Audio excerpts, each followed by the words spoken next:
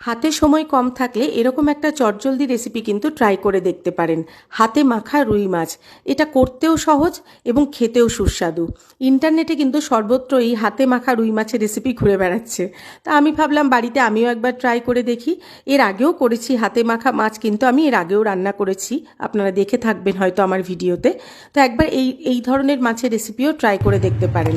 এখানে নিচ্ছি দুটো পেঁয়াজ বাটা, দিয়ে দিচ্ছি আদা রসুন শুকনো লঙ্কা বাটা, দিয়ে দিচ্ছি টমেটো বাটা একটা, ধনে জিরে গুঁড়ো, শুকনো লঙ্কার গুঁড়ো, হলুদ গুঁড়ো, দিয়ে দিচ্ছি শাহি গরম মশলা, আর এর মধ্যে দিয়ে দেবো স্বাদ অনুসারে লবণ, আর কাঁচা সর্ষের তেল দিচ্ছি এর মধ্যে, বেশ খানিকটাই লাগবে।